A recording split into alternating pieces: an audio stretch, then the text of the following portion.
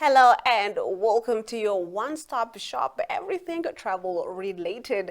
We cover the latest news from the industry. We take a look at destinations that you must visit, and of course we discuss interesting topics from the Namibian borders and beyond. I am your host Glenora Shipura, and this is Tourismus, your favorite travel show.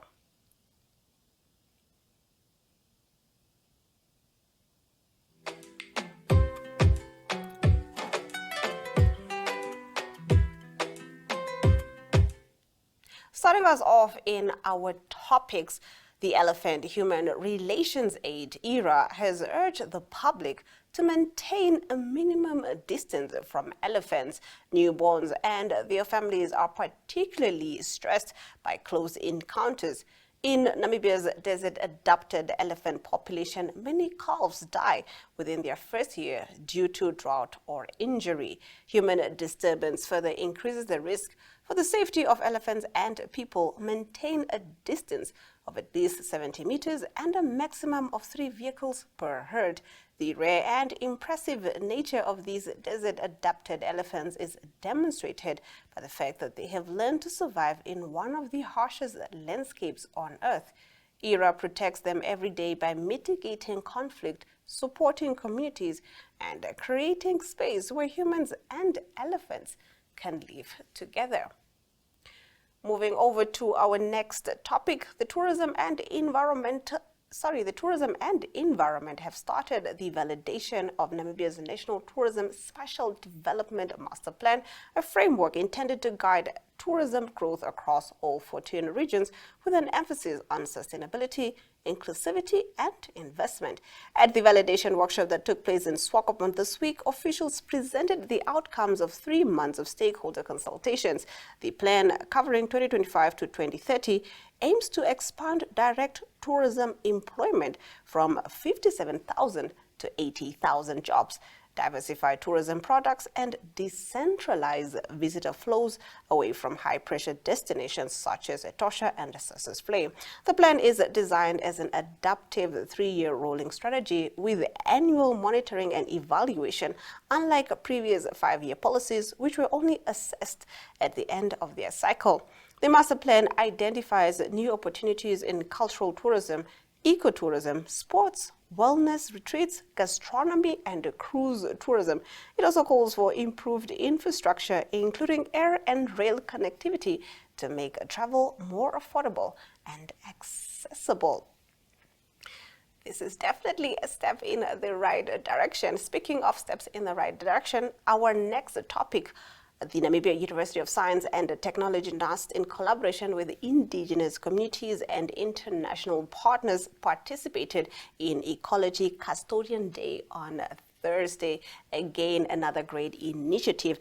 It was at Nankusa Lodge near Windhoek. Now, the event concluded the Indigenous Peoples Knowledge Fair 2025, held under the theme Custodians of Ecology, Shared Worlds, Shared Futures.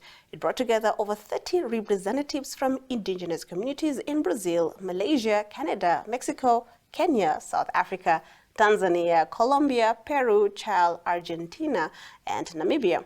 Participants exchanged knowledge on environmental resilience, sustainable land and wildlife management, digital transformation, and the well-being of both humans and species. The fair aimed to show how traditional knowledge and modern science can complement one another in addressing climate change and biodiversity loss. The initiative was led by Professor Heike Winchers Theophilus, UNESCO Chair and NAS Chair in Digital Technology Design with Indigenous People. She highlighted the importance of co-creating solutions with communities that have safeguarded ecosystems for generations. Ecology Custodian Day celebrated this partnership, emphasizing that ecological stewardship is a shared responsibility rooted in culture, collaboration, and care for the planet. No greater message to leave to conclude our topics. Do let us know in our comment sections on our social media pages what you guys think of these stories. On the other side of the break, we will be taking a look at the destinations that you must visit.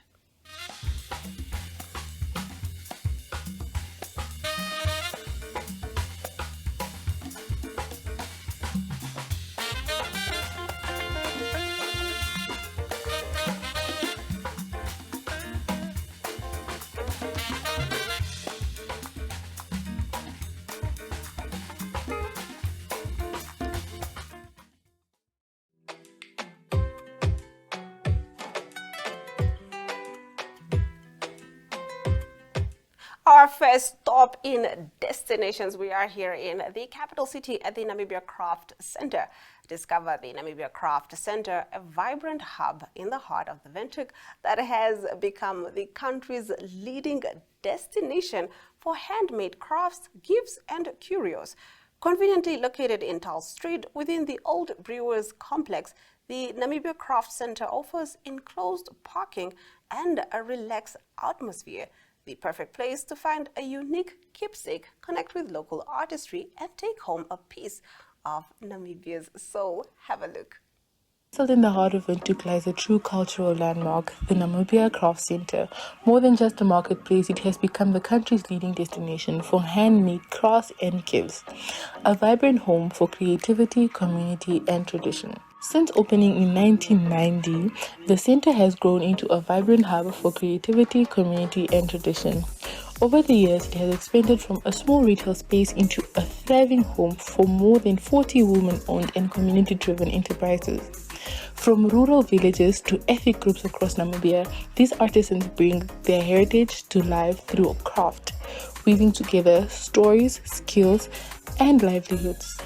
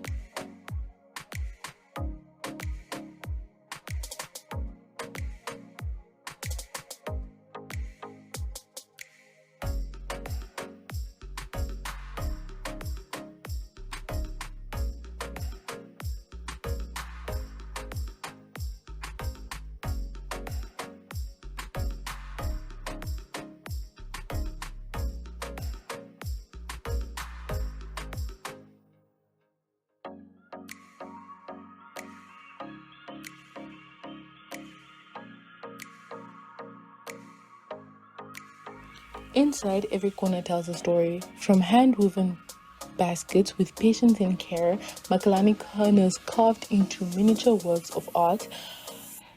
Every item is more than just a souvenir. These items are works of art, blending time, tradition, and creativity. Whether you leave with a photograph, a basket, or an embroidered pillow, you can take home a piece of Namibia's soul.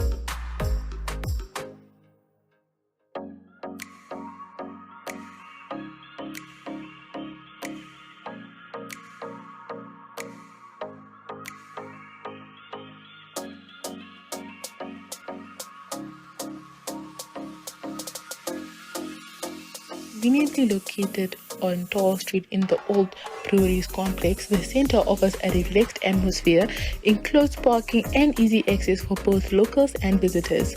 It's a must-stop visit in Windhoek, especially for travelers looking to take a final piece of Namibia home. Step inside and experience it all yourself. The colors, the craftsmanship, the connection. The Namibian Craft Center is not only a marketplace, but a celebration of the Namibian people's culture and creativity. Hello and welcome back. We are now taking a look at our next destination. We are at the Museum of Namibian Music, situated in the heart of Omuthiya in the Oshikoto region. It's the Museum of Namibian Music. The museum is one of the cultural heritage sites of the country where the history of Namibian music is being preserved.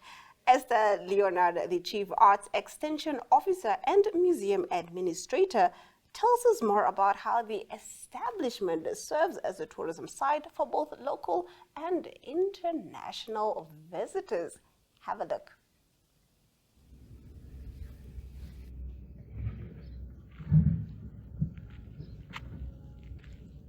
Hi, welcome to the Museum of Namibian Music. My name is Esther Leonard. I am the Arts Officer, Oshikoto Region, and also Museum of Namibian Music Admin.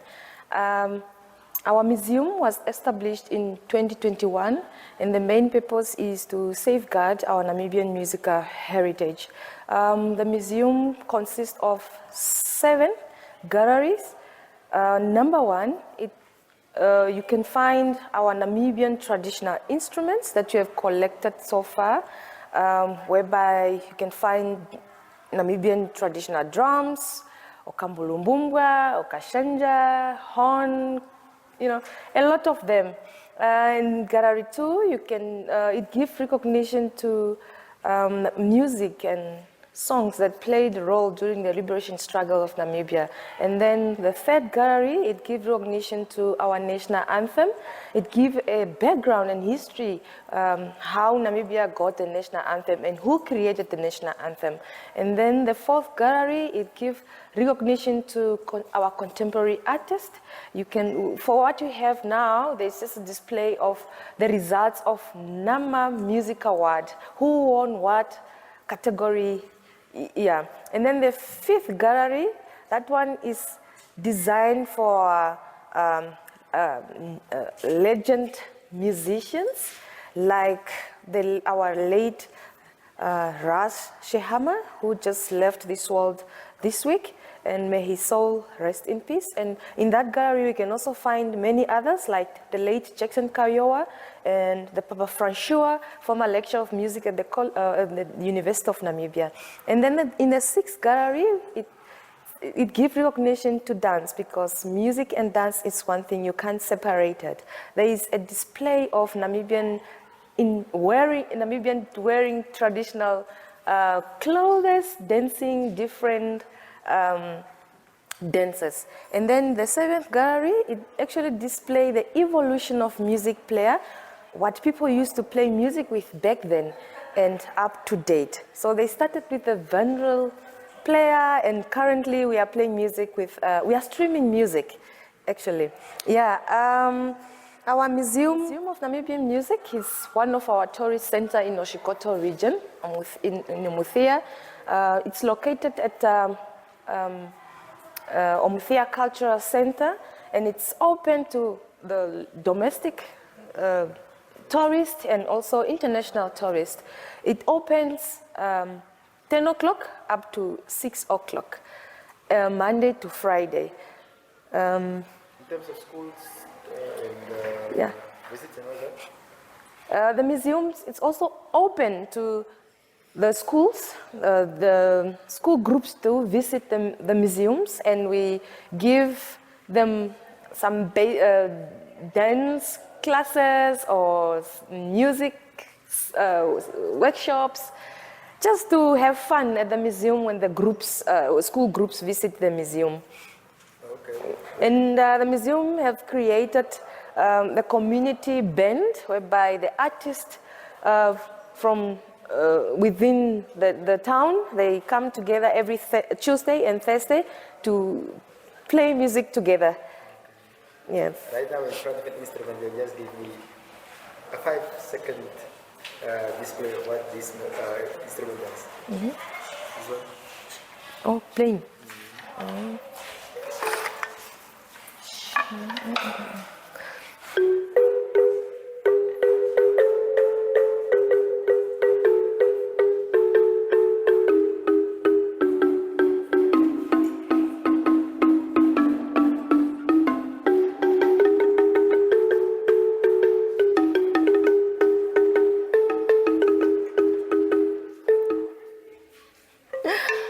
Thank you.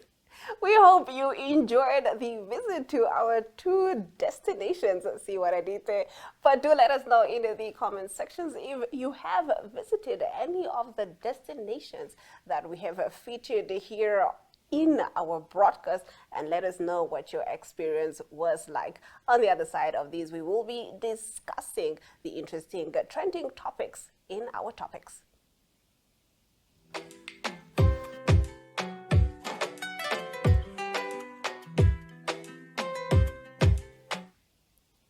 All right, before the break, I did say topics, but I did mean to the point. Let's take a look at what we are covering in To the Point. Hazel Milne, the long-serving program coordinator for Eco Awards Namibia, tells us more about the awards, which are the country's sole certification program for rating the sustainability of tourism establishment using criteria based on Global Sustainable Tourism Council GSTS standards. Let's have a look. Providing social responsibility, staff and health, so how people look after their people, and then we even go outside of the hotel or the lodge, and we also look at their social responsibility. What are they doing for the communities around the establishment? We also look at their legal compliance, whether they are registered with the Namibia Tourism Board. And lastly, we give them some space for innovative actions in our bonus point section. So it's very, very broad. And we are also continuously adapting those criteria. I am often in webinars of global programs like this. And sometimes we realize that we need to add something, or we need to take something and just tweak it a bit or change it. So it's very dynamic. And what is now on our website will probably be quite different a year from now, because we just need to constantly update it and make it work in Namibia. The process, when, let's say, you own a small guest farm and you've heard about this and you think, maybe it's just for the really big groups. I can tell you it's not. Anybody is welcome. If you go on our website, you can have a look at the criteria on there and contact me, and I'll send you a self-assessment form. And that will give you a very good idea of where you stand. If you have something like a basic environmental management plan that shows where you are now, where you want to be in 5 years or maybe in 10 years, and the actions that you're taking now and what you are working towards, then you're already well on your way. So you need to fill in that whole self-assessment thing, point by point. It will take you probably about 2 hours. And once you've completed it, you email it back to me, I go through it, and then we can talk about when an assessor can come out and physically check everything. In that way, we prevent something called greenwashing. There's been quite a bit of talk because Booking.com was in the news a while away. They had people doing all these self-assessments, and it looked great, but there was a lot of stuff that didn't really happen. So that's why we do the physical third-party assessment. So the assessor come out and check every single point and need evidence. So if you say that you've got a solar plant, but the assessor realized that there's a generator running 24 hours a day, then you will not get that full marks for electricity or energy. So that's basically what happens. Once the assessor is done, the actual physical assessment will take about 6 hours. So very often the assessor would have to stay over and do it over one full day, in other words, 2 nights. Then the assessor goes back, prepare the report and send it through to a review committee. And that's also just to keep it very clear and to make sure that there's no bias. Everybody's objective. It goes through an objective review committee. They all have a good look at the evidence, and then only then would we decide on what the score will be. Now, the score could be anything between 1 and 5 flowers, or even on top of that, we've got now the 5 green flowers. So for 1 flower, you need to get 50%. And you should get 50% if you are just even aware of how to operate sustainably. If you're making a bit more of an effort, you get 2 flowers, that's above 60%. The next one is 3 flowers, about 70%. That's very often what people would get in a first assessment, because then they now realize this is what I need to do better. And for the rest, next assessment, which will happen in 3 years' time, they will be better prepared and they will probably jump to 4 or even 5 flowers. And we had seen in the past that people are sometimes, they prepare so well that in their first assessment, they actually get 5 flowers. And what we also did was we realized that you could do really well by just looking after your people, your staff very well, which a lot of the bigger lodge groups do. They've got a proper health and safety policy, they've got a good HR policy, and they get 100% for staff and health. But then that pulled the overall score up so much that we decided to focus also on the environmental issues like water, energy, waste management, and conservation. So if you could get 90% in those 4 sections and you get 90% overall, then you don't only get 5 green flowers, you also get you don't just get 5 flowers, you get 5 green flowers, which is really the highest score we could give to anybody in Namibia. Yes, we realize that the assessors often do a lot of training while they're out there doing the assessment, and it is a little bit counterproductive because you should not really get involved with that while you are busy assessing a property. So, but it's also hard because you want to help and people want to learn. So I sat with 2 of the UNAM lecturers, which are on our review committee, and we had put together an online short course, which is being run via UNAM. The applications, everything goes through UNAM, but you can apply. We've got a course starting now at the end of September, and then we'll probably do another one in next year. So just keep your eyes open for that if you are interested, or you can also contact me or UNAM again. That course is what we call a 9 weeks online short course in sustainable tourism management. So we go through all the criteria, we go through what is waste, because a lot of people don't understand that something like noise pollution is a form of waste. So we explain all that little detail in the course. There's a whole section on human-wildlife conflict, and there's a whole section on social responsibility as well.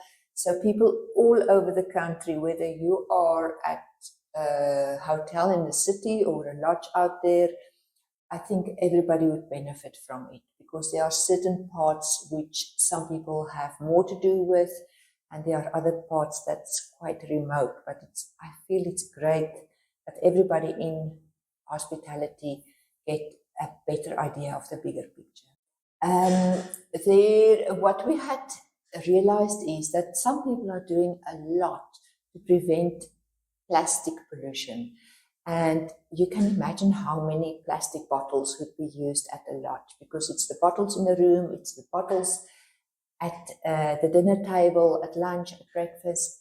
There's just so much plastic going around. So what some of the lodges had done, they had their groundwater tested, and they realized that with a little bit of filtering, they could probably have it at a level where it's absolutely good for human consumption. So they've gone through that process. They bought all the equipment, the filters. They keep on testing the water, and they can assure the clients that the water is 100% safe to use.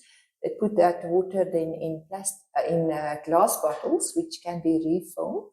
The glass bottles go onto the tables, the glass bottles go to the rooms, and a lot of the tourists today bring their own refillable water bottles, something like this, and they can then just go to the filter, the big water filter setup, and they fill up their bottle even for the rest of the journey. So the plastic gets reduced even the next day after the stay at that establishment. Thank you very much, Hazel, for speaking with us and telling us more about Eco Awards. It's a pleasure, and it's great, and I hope to tell you a little bit more. We've got a couple of people who have just earned their certificates for the last year, and in the next few programs, we'd like to introduce them. Now that's all the time that we have for you on Tourismus. From me, Glenn Rashipura. Until next time.